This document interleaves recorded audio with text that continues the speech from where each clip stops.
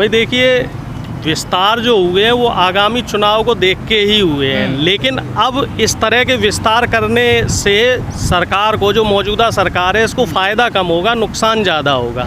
क्योंकि इसमें से बहुत से ऐसे इनके मंत्री थे जो कद्दावर मंत्री थे और जिनकी पार्टी के प्रति निष्ठा थी, उनको आपने अगर इस समय मंत्रिमंडल से हटा दिया है तो जो इनके लोग हैं, जैसे एक हम जिक्र करें अगर संतोष गंगवार जी का, तो ये बरेली से 7 या 8 बार MP बने हैं। इनकी अच्छी छवि है क्षेत्र में और कुर्मी समाज के बहुत से लोग इनसे जुड़े हुए हैं। इनको मंत्रिमंडल से हटा के अपना दल की अनुप्रिया पटेल जी को राज्य मंत्रालय दिया गया है। तो ये तो वही बात हो गई, कुर्मी समाज का जो है उत्तर प्रदेश में काफ़ी वोट है, 14-15% वोट है कुर्मी समाज का। तो मुझे लग रहा है कहीं ना कहीं कुर्मी समाज में एक गलत संदेश जा रहा है। और जितने भी OBC समाज के या SC समाज के लोगों को इन्होंने मंत्रिमंडल में शामिल किया है, तो वो बस वैसे है जैसे फटे हुए कपड़े पे पैबंद वाला जो काम होता है। क्योंकि इनकी पिछले 2 साल 3 साल में मोदी सरकार की कह लो या योगी सरकार की कह लो, दोनों लोगों की इतनी छीछा लेदर हुई है। इन लोगों के जो भी बहुजन विरोधी काम किए गए हैं, तो उससे जनता के बीच में ज़बरदस्त आक्रोश है।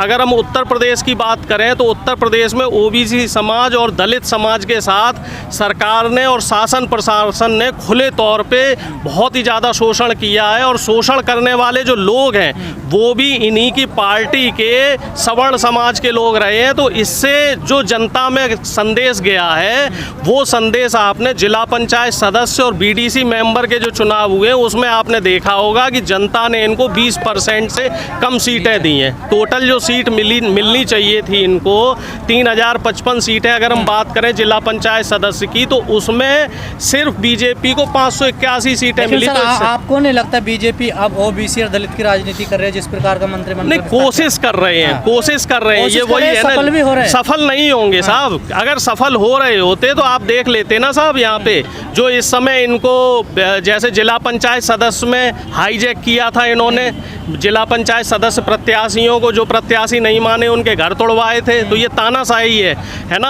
अब BDC वाले भी आप देख रहे होंगे, कल से परसों से न्यूज़ चल रही है कि BDC मेंबर्स के खिलाफ जबरन उनको पहुंचने नहीं दिया जा रहा है, कई जगह उनके साथ बदसलूकी की जा रही है। तो ये सब दिखा रहा है शासन और प्रशासन की नाकामियों को, कि शासन प्रशासन किस तरीके से इनसे नाराज है और जनता इनसे किस तरीके से परेशान है। आपको नहीं लगता कि विपक्ष की भी कुछ गलतियां, विपक्ष के लोग पिट रहे हैं रस्तों पर, ठीक है, साड़ियाँ उतारी जा रही हैं और विपक्ष के नेता AC में बैठे? तो आप क्या चाह रहे हैं, विपक्ष के नेता गोली मार दें सबको? भाई विपक्ष के नेता सड़कों पे हैं, अब सड़क पे उन्हें दिखा कौन रहा है? भाई मीडिया उन्हें नहीं कवरेज दे रही है। सारा विपक्ष का नेता इस समय सड़कों पे है और बड़े बड़े प्रोटेस्ट हो रहे हैं विपक्ष के नेताओं द्वारा और विपक्षी पार्टियों द्वारा।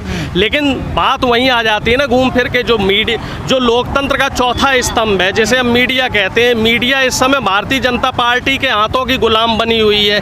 तो इस चीज़ को कौन दिखाएगा? अब आप जैसे लोगों को, कुछ 2-4 लोगों को खबरें दिखाई जाती हैं, 2-4 लोगों, तो भाई जो 2-4 निर्भीक पत्रकार हैं, मुझे लगता है उन्हें भी डरा धमका दिया जाता है। लगता जो OBC की राजनीति करते थे, SC ST दलित की, वो राजनीति कर नहीं रहे, उसे BJP ने हाईजैक कर लिया? नहीं, अभी अखिलेश यादव हो या मायावती हो या बहन जी की बात कर लो या अखिलेश जी की बात कर लो या OBC की बात कर लो, ये जितने भी लोग हैं अभी भी राजनीति कर रहे हैं। बस बात वही है, ना तो प्रिंट मीडिया इनको दिखा रहा है और ना ही इनको मेन स्ट्रीम मीडिया दिखा रहा है। 2022 के चुनाव में आप देख लेना, अभी एक सर्वे हुआ था, उस सर्वे में ये आ रहा है कि भारतीय जनता पार्टी की उत्तर प्रदेश में 100 से 110 सीटें आएंगी। कल ही सर्वे हुआ है। उत्तराखंड में ये शासन सत्ता से बाहर जा रहे हैं और हिमाचल प्रदेश में भी ये बाहर जा रहे हैं। तीनों राज्यों का जो सर्वे है वो ये बता रहा है साफ तौर से कि भारतीय जनता पार्टी तीनों राज्यों में सत्ता में नहीं आएगी। यही वजह है कि हिमाचल प्रदेश में जो अनुराग ठाकुर जैसे जो नेता हैं, जो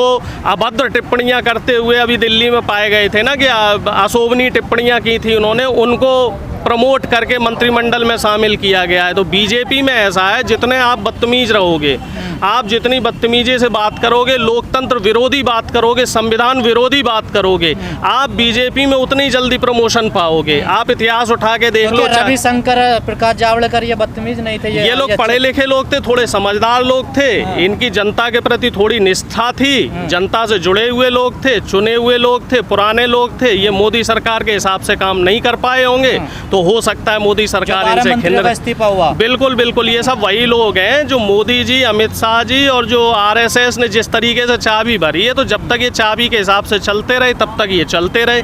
अब जब ये इन लोगों को लगा, इनका भी जमीर जगह जो इन्हें लगा होगा ना कि अब भाई हम ज़रूरत से ज़्यादा गलत काम नहीं कर सकते हैं। विदेशी मीडिया ने कई बार अभी खबरें दिखाई थी पिछले 1-2 महीने में कि जो मोदी सरकार है वो लाशों पे शासन कर रही है। तो हर आदमी इतनी ज़्यादा गंदगी में नहीं उतर सकता है साहब। हर आदमी का अपना जमीर होता है, किसी ना किसी का जमीर देर सवेर जग ही जाता है। पीयूष गोयल जी हैं, उनको भी हटा दिया गया। यूपी में चुनाव को लेकर जो हिंसाएं चल रही हैं, कोई बम फोड़ रहा, कोई गोली फोड़ रहा, कोई कुछ कर रहा, कोई खींच रहा, कोई मार रहा, कोई तोड़ भाई रहा, देखिए, उसका असर पड़ेगा आने वाले चुनाव। बीजेपी को सिर्फ सत्ता चाहिए, सीधे उंगली से घी नहीं निकलेगा तो ये उंगली टेढ़ी करते हैं। अब जनता ने वोट नहीं दिया, बीडीसी मेंबर इनके निर्वाचित होके नहीं आए, जिला पंचायत सदस्य इनके निर्वाचित होके नहीं आए, तो इनके पास दूसरा तरीका क्या बनता है? शासन प्रशासन का दबाव डाल लो, डरा धमका लो, लोगों को पीट लो, लोगों के साथ बदतमीजी कर लो, महिला बहनों की साड़ियाँ खिंचवा लो, लोगों के घर पे डंपर चढ़वा दो, उनके घर तोड़वा दो।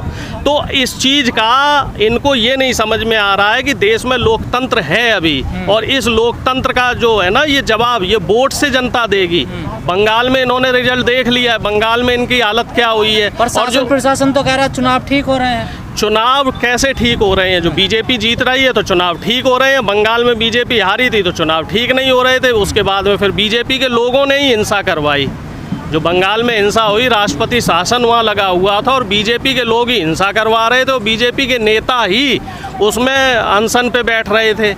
कोई समझाने वाला हो कि जब तक मुख्यमंत्री शपथ नहीं लेता है तब तक राष्ट्रपति शासन ही लागू रहता है। तो इन लोगों का सीधा सीधा सिस्टम ऐसा ही रहता है कि इन्हें इनके इन प्रकारेण सत्ता चाहिए, सत्ता और सत्ता और सत्ता। भूखे नंगे लोग हैं। ज्यादा सवाल खड़े होते हैं। तो मीडिया अपनी निष्ठा खो चुकी है। मीडिया ईमानदारी से काम नहीं कर रही है। मीडिया एक तरफा खबरें दिखा रही है। कभी ईमानदारी से काम करा मीडिया ने ईमानदारी से काम किया है, तभी बीजेपी के लोग शासन में आए हैं। ये मीडिया का और पुरानी जो सरकार है उनका ही किया धरा था, या उनका मान लो पुरानी जो कांग्रेस के लोग कोसते हैं तो ये कांग्रेस का बड़कपन था जो अन्ना जैसे आंदोलन को और जितने आंदोलन 2011-12 के टाइम पे हुए थे दिखाने दिया गया। अब आज की डेट में आप देख लीजिए, कोई भी प्रोटेस्ट होता है, कोई भी आंदोलन होता है, क्या मेन स्ट्रीम मीडिया उसको ईमानदारी से दिखा रहा है?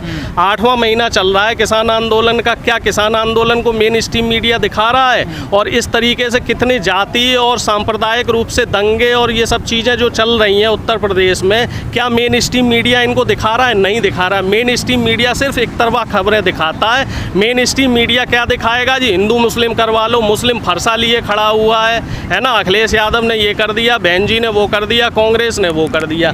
ये नहीं दिखाएंगे कि बीजेपी के शासन में क्या क्या घोटाले हो रहे हैं। चाहे वो बेरोजगारी को लेके देख लीजिए आप, जो अभी नौकरी में उत्तर प्रदेश सरकार में माननीय योगी आदित्यनाथ जी ने जो घोटाले किए हैं, आरक्षण के नाम पे सवर्णों को जो है लगभग 11,000 से ज़्यादा सीटों पे जो आरक्षित सीटें थी जिसमें ओबीसी SC ST के लोगों को नौकरी देनी चाहिए थी, वहाँ सवर्णों को नौकरी दे दी। महंगाई में देख लीजिए आप, फेल हो रखी है। जगह जगह कालाबाजारी करते हुए बीजेपी के लोग पाए जा रहे हैं। और महिला सुरक्षा आप देख ही रहे हैं, कल ही आपने इसका नमूना देखा होगा। तो बीजेपी सरकार पूरी तरीके से फेल है और जनता इसका जवाब 2022 में देगी। बीजेपी को शासन सत्ता से बाहर करेगी।